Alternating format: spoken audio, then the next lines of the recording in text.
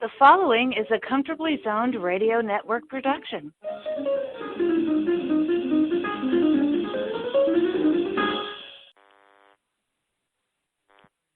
Thank you, Tally Olson. I am back, and you are comfortably zoned with me, the Zig Zag Man, in Alameda, California, right across the bay from San Francisco, across the moat from Oakland, and I'm enjoying the post-Christmas Michigas.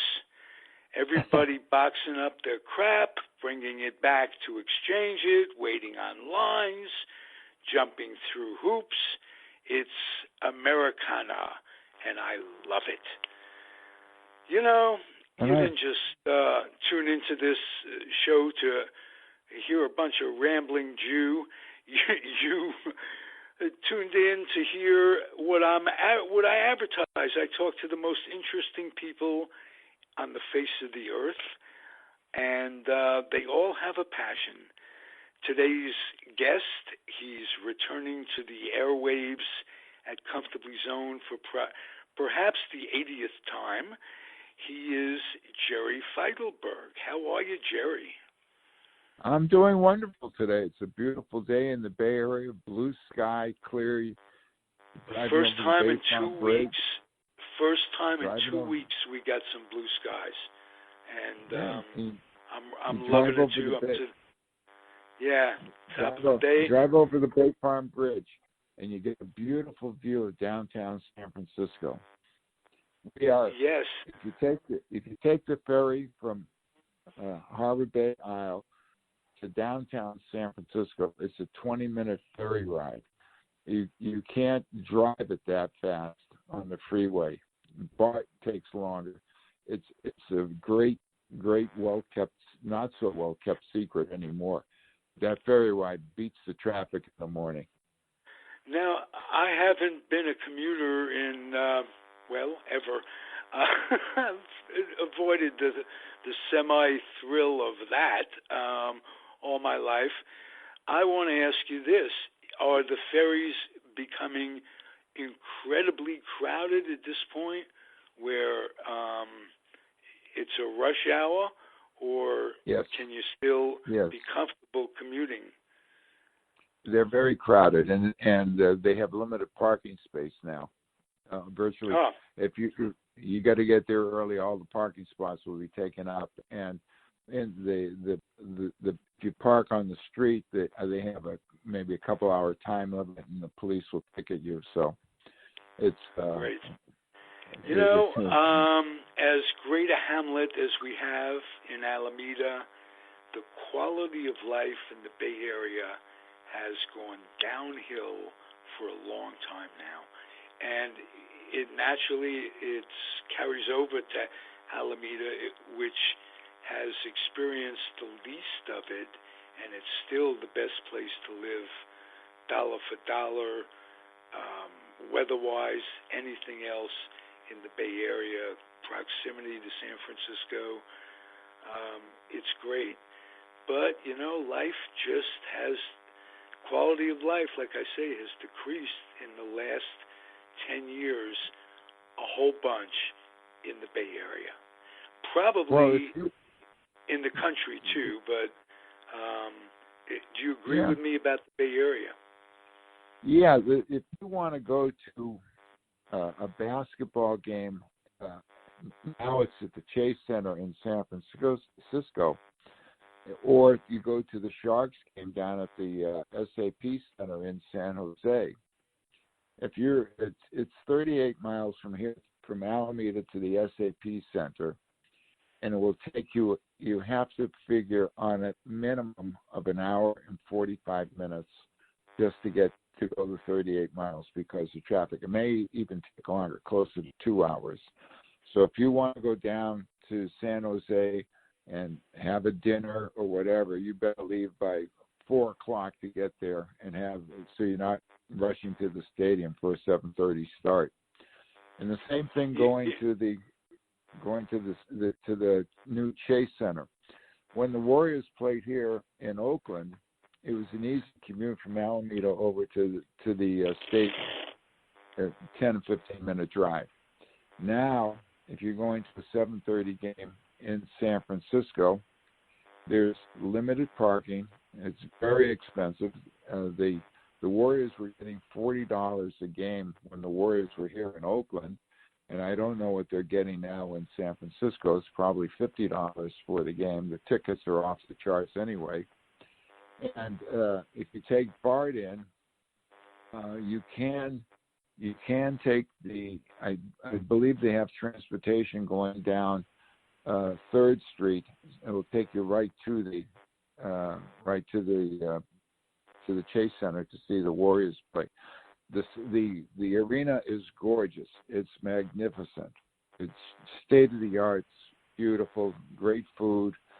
But again, it's an average person is going to have to take out a loan to see a game over there. So well, it's become a corporate sport. Let's put it that way. I mean, and what I'm wondering, how are kids, the youth of America, as Casey Stengel used to say, how are they going to be introduced, develop a passion, a rooting interest to whatever sport we're talking about when they can't get on a bus and sit in the bleachers for 75 cents, that sort of thing. I think the future of sports is bleak. It's only for the rich and for the corporations. Yes. I'm going to give you. I'm going to tell you a story. We go back to 1958. So that's 61 years ago. I was a sophomore, I believe, in sophomore in college, and I guess I was 19 at the time. I think 19 or 20, something like that. And I came home from college, and the Boston Celtics, as you know, I grew up in Boston. The Boston Celtics were playing the St. Louis Hawks in the playoffs, and they had won their first NBA championship the year before, and they were going for their second NBA championship. But Bill Russell had sprained his ankle and was not available for the series. And I went over to Boston Garden. It was on a Sunday, and I took public transportation because you right to Boston. The elevator took you right to Boston Garden, and it was $5 to see a playoff game. $5. And I sat up in the first balcony and back of Johnny Most, where he would do the broadcasting, and I watched the game, a playoff game. It was unbelievable, and that was the $5 is what they were charging for a playoff game. During the season, the ticket probably was $3.50, something like that. But it was affordable. And that's what. Oh, and what great basketball! I'm thinking, obviously, the Celtics, perennial champions, but those that Hawk team that you talk about with Bob Pettit and Lenny Wilkins, that was just Hagan at the other forward, Clyde Lovellette, who, although he was kind of a plotter. He was about as tough as anybody. You come into the lane, and you're liable to get a forearm in the neck. With Clyde you bet. And he came out of the University of Kansas. And then late in his career, guess who he ended up with? The Celtics. With the Celtics, and he lost. We've talked about this before. Every year, Red Auerbach would get one of the old veterans winding down their career who could play in spurts and were good in the locker room. For instance, Clyde Lovellette. Another guy, not Richie Guerin, but Wayne Embry. And the guy I was thinking of before, Carl Braun, another one, who was just former Knick coach. Would you repeat the last name? I'm sorry. I got one more for you. His name was Willie Knowles. Oh, yes. Yes, he came from the Knicks as well. Knicks. Yeah. Whoa. And all of them were stars in their own right at one time or another, and they fit right in because they didn't have to play very many minutes. You had the Celtic team early on with Sharman and Cousy. Then you had coming off the bench, you had the Jones brothers. They weren't brothers, right. Sam and Casey. Sam Jones and Casey, yeah. And you had Havlicek, who was the sixth man, and before that, Ramsey. It was just incredible depth. All NBA teams had good depth because there were only 8 teams in the league at that time. Yeah, and I think the rosters were only 12. I don't think they had 15 like they have now. Oh, I remember when they were 10. Yeah, they were. So they didn't have that many. No, but they didn't. The Celtics had guys like Larry Siegfried, who came out of Ohio State. Another reserve was terrific. Jim their enforcer, Jim Lusketoff. You go with Tommy Heinsohn and then Tom Sanders. They just moved the ball. Their passing was magnificent. They ran teams off the court, and that's how they won. Unbelievable. Let's talk a little bit about the farm system of the N.B.A. You mentioned Siegfried. He came out of Ohio State. Think about Ohio State. They had Pete Newell. They had Jerry Lucas. They had Dave Roberts, who later was an assistant coach with the Warriors when they won in '75. They had Havlicek. And they had Havlicek. Siegfried, Havlicek, Newell, and Lucas. Is that a AAA team? No, Pettit came out of LSU. Pettit came out of LSU, didn't he? Bob Pettit? Yeah. Bob Pettit came out of LSU. And let's not forget, make it a social issue for a second, that until the Celtics started carrying more than 2 blacks at one time, there was no NBA team. No matter how good you are or were, there were only, in the NBA in the early years, there were 2 blacks. And most likely, they were starters. Bench players didn't last very long if you were black. And I believe Red Auerbach was the first coach to start an all-black team. Yes. I believe he was the first. Whatever the configuration of guys like Tommy Sanders, Satch Sanders, who was from NYU and a terrific defensive counterpart to Heinsohn at the other forward, who was just all gun. And Sanders played D and backed up Russell in the key. There was the Jones boys, and like I say, Russell. Who would have they started at the other forward? Maybe Willie Knowles. Well, yeah, it was Lusketoff and Heinsohn for many years, and then Sanders came in. Lusketoff was a little bit older, right? But they were a terrific team. I was at a playoff game between the Lakers and the Celtics, and Lusketoff, he was beautiful. They only had 2 referees in those days, not 3 like they have now. And Lusketoff, if the referee wasn't looking, it was much easier for the gamblers to pay off only 2 guys than 3. Yeah, right. Well, if the referees weren't looking, and Elgin Baylor was with the great forward with the Lakers, Hall of Famer.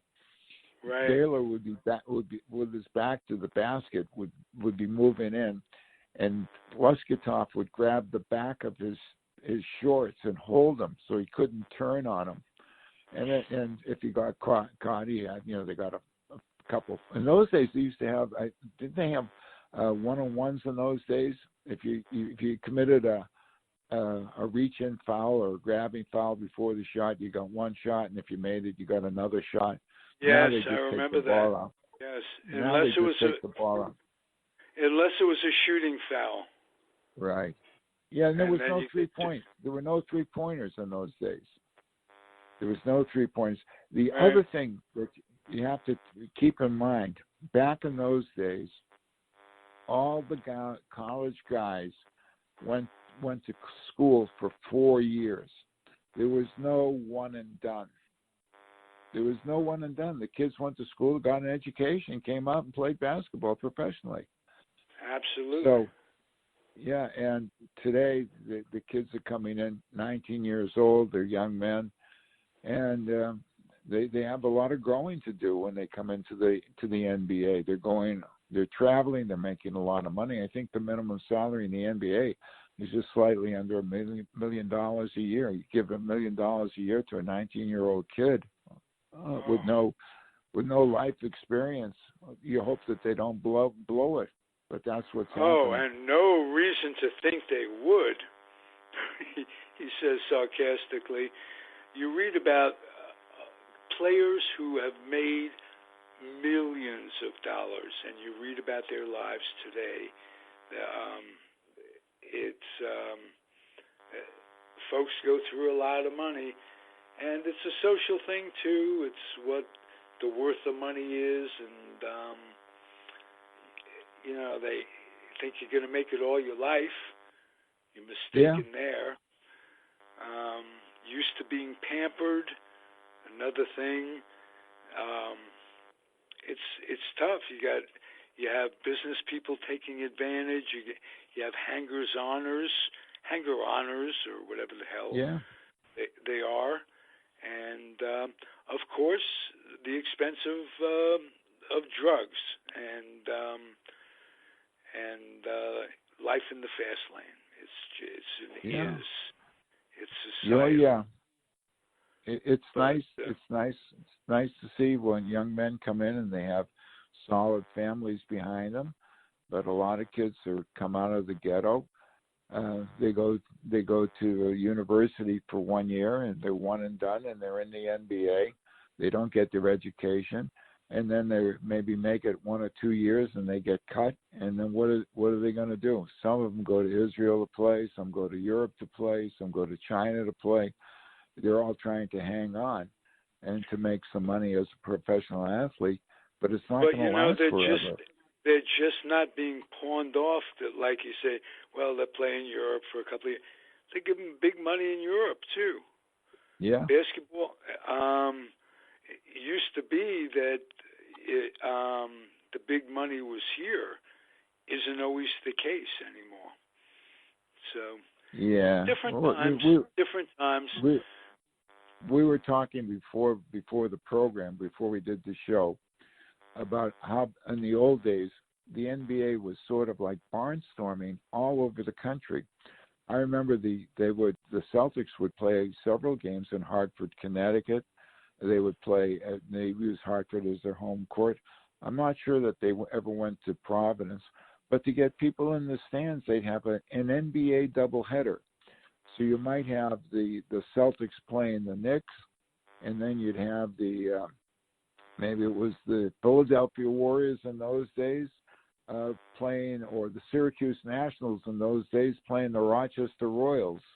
And of course, the Royals are now the Sacramento Kings, and the Nationals are Cincinnati and Kansas City. They've had a journey before they got to Sacramento. The Nationals became the Sixers in Philadelphia, and they've been okay for a number of years. And landing in Sacramento isn't really landing for some reason. Because I've spent some time in Sacramento. You really never feel like you've landed. We've arrived. Right. Sacramento.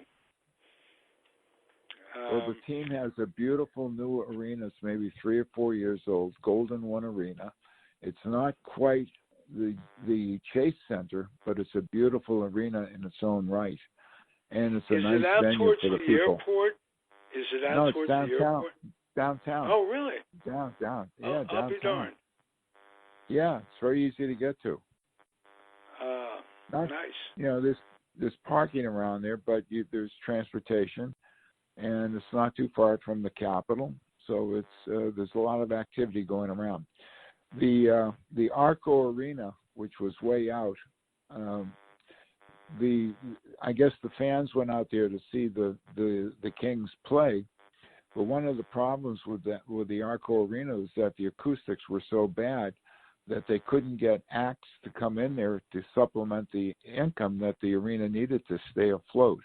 But the Golden One Arena took care of that, and the acoustics are much better, and they get performers to come in now. So they did it right there. And they're doing the same thing at the Chase Center, too. They have the 41 home games of the Warriors, and this year's not going to be any playoff games for the Warriors, but they are getting acts to come in. I think Andrea Bocelli played there, and they've had several other key performers come in to play the Chase Center. Okay. So, if those of you out there listening, I'll tell you what your best experience will be if Sacramento. If you go to Zelda's Pizza, I think it's 20th or 21st and N Street, downtown Sacramento, they make some deep dish Chicago style / quiche pizza. It's absolutely delicious. I did spend some time in Sacramento, and I spent Friday nights getting a culinary thrill every week. It really is good. So while you're in Sacramento, treat yourself. You'll remember me for that, I'm sure. Yeah, I hope people take advantage of it. Sure. Please do. And to bring your lovely Isla with you. Sacramento has other good things. I joked about it, but they have the Railroad Museum, which is terrific, and they have a history of some good baseball. Sac City, the college, junior college, has brought like 60, 80 guys to the big leagues. More than that. Jerry Weinstein, I had him as a guest. He was the coach at Sac City for many, many years. He's a minor league coach with Colorado now, baseball guru. And a lot of kids came out of Sacramento. So warm, beautiful summer nights and foggy winters. You remember you're familiar with the Giants farm team is the Sacramento River Cats. And yes, it had been the A's for a while. For many, but you go back to the Coast League. The Sacramento Solons were one of the 8 teams in the Coast League back in the 30s, 20s, 30s, and 40s, when the Pacific Coast League was considered the third major league of baseball. Baseball was so good. And the 50s too, before expansion.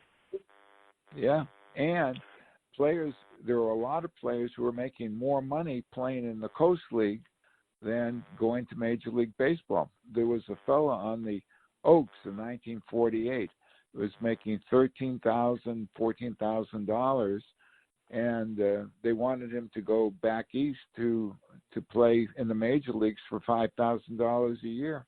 And he says, "I'm from California, and I'm making more money. And why would I go there and spend 2/3 of the year away from my family?" So he stayed and sitting on some bench quality. Instead of playing every day. That's another thing. Yeah, and the Coast League had great teams. You remember the LA Stars, and the Hollywood Stars and the LA Angels, and they had They had the San Francisco Seals and the Oakland Oaks, and they used to have double headers. And they went up to Portland and Seattle, if I'm not mistaken. Portland, I know for sure. Portland Beavers and the Seattle Rainiers. Whoa. And they had the San Diego Padres. Yes. So I think we got them all. We got them all. San Diego, the 2 in L.A. is 3. The 2 in San Francisco is 5. Sacramento was 6. Portland was 7. And Seattle was 8. And it was great baseball up and down the coast. And you know, yeah. Go ahead, Jerry.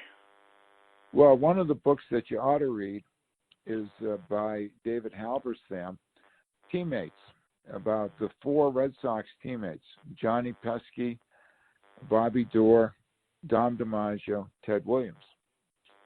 Johnny Pesky was the clubhouse boy when he was a kid for the Portland Beavers. Oh, really? And then he became a major leaguer and played with the Red Sox and became associated with the Red Sox for the rest of his life. Dom DiMaggio played for the L.A. Angels. Dom DiMaggio played for the Seals. Bobby Doerr played for the L.A. Angels. And Ted Williams, who was from San Diego, was discovered in the Coast League. I think he played for the Padres, but the Red Sox signed him, and he went to Minneapolis, and he played for the Minneapolis Millers for 1 year before coming to the Red Sox in 1939.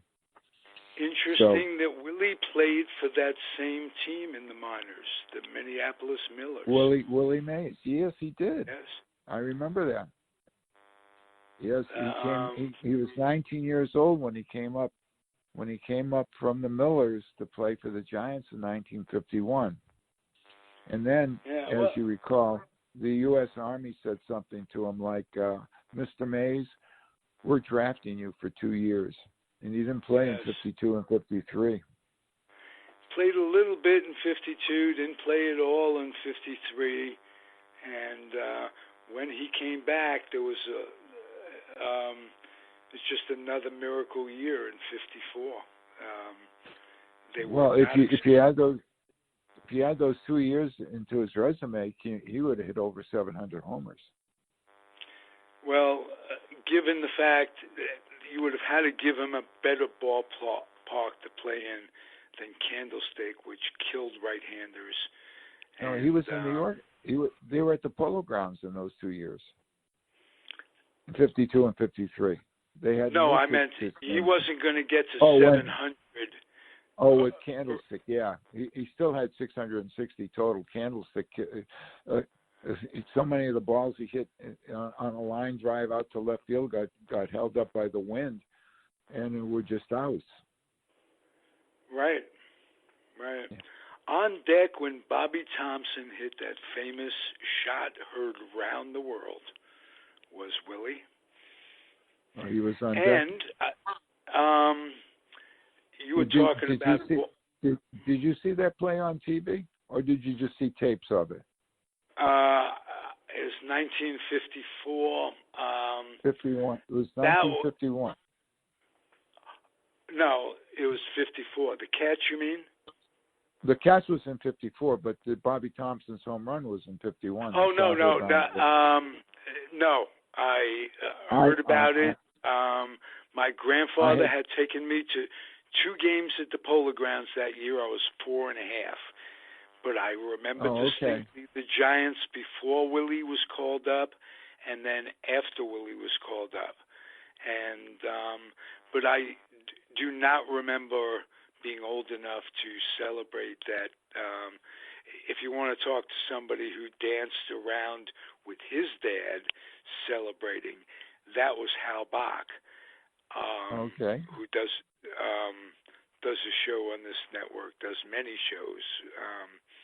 And he's one of the few Giants fans, New York Giants fan. I'm one. Hal's one. I don't think there are many on this network. Not on the network, but there are Giant fans from New York. I know there are some left, but nothing. They're all older. There are Giants have been here since 58 was their first season. Well, that was 61 years ago, something like that. I was going to tell you my 11. story about. I'm going to tell you my story about seeing Bobby Thompson hit that home run. I had just come home from school. That was 1951, so I was 12, and I had just come home from school, and I was getting ready for my bar mitzvah later. My bar mitzvah was in November of 1951, so this was in early October. I had just come home from school, and we had television, and I turned on the TV to watch the game, and I saw him hit the home run on TV. That was something else. It's an experience you don't forget. I have played the Russ Hodges version, which was not the television version. No, that was radio. Yeah, it was radio, and it still gives me goosebumps. Lockman leading away from second. He'll be running like the devil if anybody hits one, that sort of thing. And I mean, they are picking Bobby Thompson up and carrying him off the field. He says that in his Russ Hodges voice. That was his ticket to the Hall of Fame right there, that call. By the way, this morning on the Comfortably Zoned Radio Network, you posted your program that you did with Maxwell Cates. Maxwell is a sports broadcaster up in Toronto, Canada. And you were talking about the play, and Maxwell, I believe, pointed out the fact that Thompson knew that he was going to get a fastball from Newcomb. I think I pointed did out. That. Yeah. But nevertheless, he knew it was a fastball, still had to hit it, and had hit a fastball for a home run earlier in the season or in the series, in that playoff series, hit one off Branca, and Branca comes back with another fastball. The Giants had an elaborate telescope system set up, led by Leo DeRocher and Herman Franks, and they were picking off signs and relaying them through a buzzer system. Somebody in the bullpen would this, that, and the other thing would stand up, wave their hat. He knew it was going to be a fastball. There was a great book. I always I can't think of it. Something about green cathedrals, written by a Saturday Evening Post, not Wall Street Journal writer, not Saturday Evening Post. I don't know where that came from. I used to sell magazine subscriptions as a teenager. And I'd sell you the Saturday Evening Post, ma'am. Just sign right here, and you'll get Saturday Evening Post for the rest of your life, whether you want it or not.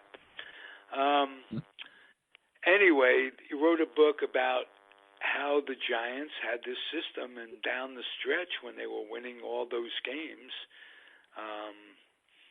they put that into force. And can't take anything away from Thompson in the sense that even if he knew it was coming, you still got to hit the ball. But that's for sure. And they interviewed all these guys, and they interviewed him, and you have to read the book. I read it twice. Remember, I'm a Giant fan. At the first time I read it, I was very disillusioned. I was very angry, and because it was cheating. Let's put it that way. Yeah. And out and out cheating. But it's done in baseball every day. It isn't done from the stands, though. It isn't done that way. And I've come to understand that. As a Giant fan, all it's done, and I guess I've come around to this, I root for the memories of these guys. I love the memories of Campy and Duke and Gill, as much as I do the memories of Whitey Lockman and the heroes, Magley, the guys I rooted for. I take it all with a grain of salt. And I'll include the Yankees of those days. You know, the Gil McDougals and the Yogis and what have you. It's just Hank Bauer.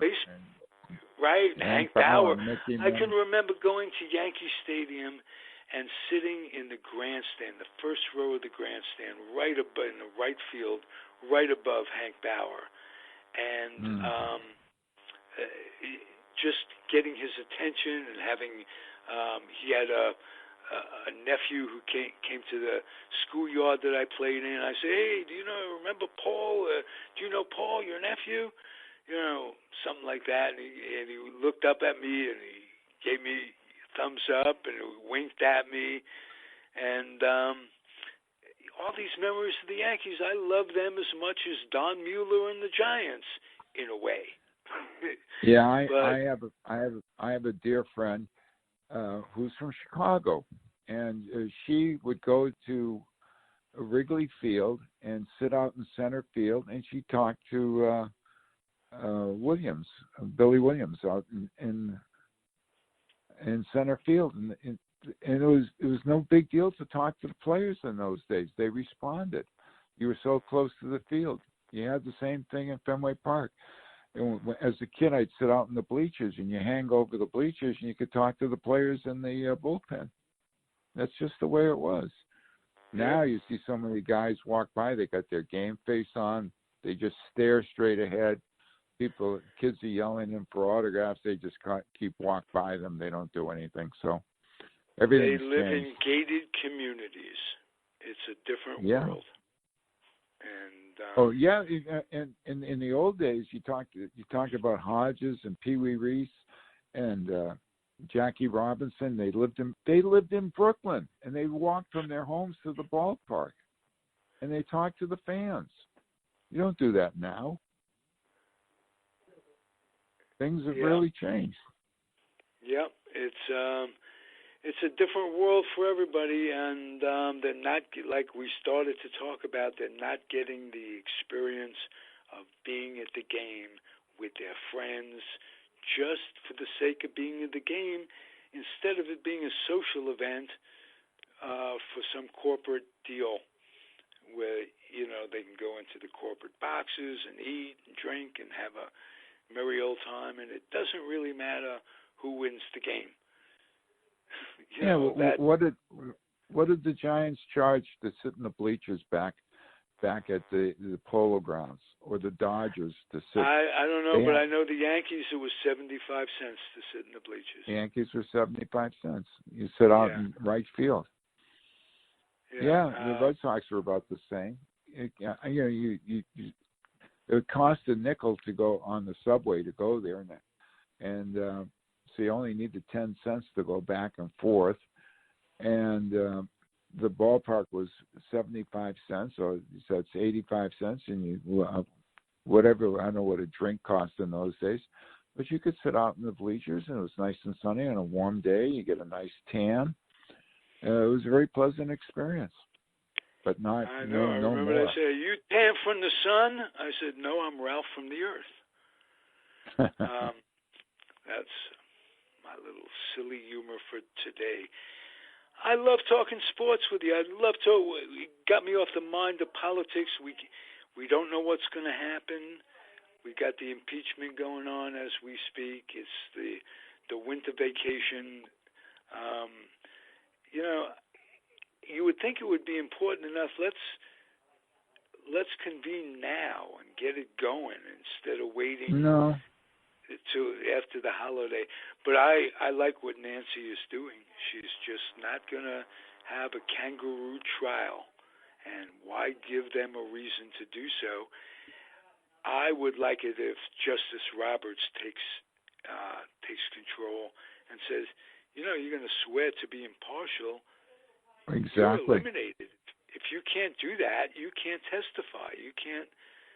You can't be a trier of facts if you're not going to be impartial. You have to listen to. You can't make up your mind beforehand.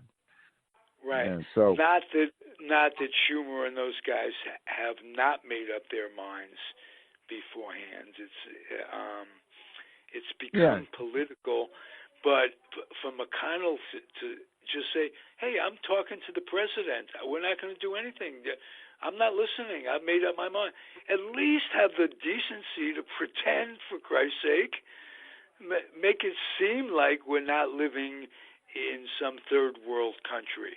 How about that? Yeah. That would be nice. Well, if my daughter was a trial attorney. She was a deputy district attorney in L.A. County, and she would do the voir dire to determine who was eligible to sit on the bench, sit in the jury. And if someone came in and said, "Yeah, I've already made up my mind. I've talked to the defendant, and I believe what he says," you'd be excused. You'd throw you right out. It's a no-brainer. And this is not how the justice system is to work. They're making a mockery of it. If you're going to have a trial, let them present the Democrats can present the evidence. The defendant's representatives can rebut that or provide documentation to refute and then we'll hang the them. allegations. Yeah, then hang them. It's I don't know. I don't know where it's my, going. That's what scares me. It used to be where you could. My greatest joy will be seeing the president reduced to having to stay at a Motel 6. In Israel, it's a Motel 595. I don't know if yeah, you know. right. Anyway, I can say that, yeah. and you can say something like that. But some other person can't say that. You can't be Gentile and say that. Which, another subject, political correctness. We are so stymied by political correctness. But that's for another podcast, another day. Jerry, you're a pleasure. Thank you for talking to me. Thank you, Ralph. Thank you for getting my mind off it all. We missed Michael. it with Michael. Yeah, we'll try to get together in the next few days. I want you to do a Bay Area show in the next few days.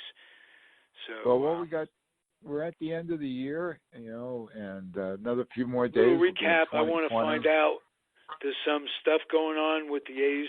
I don't want to go into it now. With the stadium, they got a big break. They have a fallback. They're going to be able to buy out the half of the county for $85 million, and I'm pretty sure that they're going to get the city to go along with that. The city does not want to lose. I don't think the city wants the service anymore. They don't want the trouble that goes with it, and they've accepted the fact they are not good with sports franchises. Vis-a-vis the Warriors, the Raiders, the A's. How about that? The Warriors. Right. Basically, well, the Warriors. The area didn't lose the Warriors. They just moved to a new venue in San Francisco. But they lost the income that would have come in to pay the security people, the vendors, the people selling the food, cleaning up, all those things. All those jobs are gone. The Raiders and the NFL screwed the city. And the city and the county owe something like $22 million or more for building Mount Davis, this monstrosity that blocked the view of the Oakland Hills. The Oakland Coliseum was never a great baseball venue or a great football venue, but it was a better football venue than a baseball stadium. But when they built Mount Davis to bring the seating up to 60,000+ seats, it blocked the view and it took away this nice character that the A's had. And then for the Raiders to turn around, they have now a fallback just in case the deal on the harbor doesn't work out, which would involve a tremendous amount of adjustment. You'd have to get people in and out of there. Yeah, it's difficult. It's going to be difficult. Much difficult. If it doesn't go through, you have the Coliseum area, and I think if they'd be better off in the long run building there. They could. All the infrastructure is in, BART is there. It would be great. In my mind, in your mind, and we've discussed this, the best venue for the A's is right where they are. They just knock the stadium down, build a new stadium like they do in Texas. They've done in Texas. Build a new stadium like they've done in other cities, and then when it's done, you rip down the old one, and it's the same area. And you make a parking lot out of. You exchange it. You put one in the parking lot of where the other was a parking lot. Yeah, and there are things that they can do, like the Warriors have brought in. They built a business park. The A's could build a couple office buildings or whatever, and have some retail, have some restaurants to make it a destination. It's up to them to make it worthwhile. And I don't know if they can do that. They have the patience, and they just didn't pull the plug and move to Vegas like I feared would happen. It's still very possible. I know they're working on it, but you never know with these guys. You could all fall apart. Yeah, until you see the shovel in the ground. I think that's your expression. The shovel's got to be done. Yeah, they got to start digging, and it's almost 2020. And if they want that stadium by 2023, they got to get it. They only got a year left to get everything, all their, their I's dotted and T's crossed to get everything done. It takes time to get all the planning done, all the permits done, and building a stadium in anywhere in California is a massive effort. There's just so much bureaucracy, and they got to go through so many restrictions. But it can be done, and I know the A's would love to have it done. I'd just like to see it get moving, because when it gets moving, you have enthusiasm right there, and you can show fans that are skeptical. I'm going to take my kid, let him become a fan, because they'll be here. Now people are reluctant to root for them because they don't want the heartbreak of having another team gone. And why invest emotional time?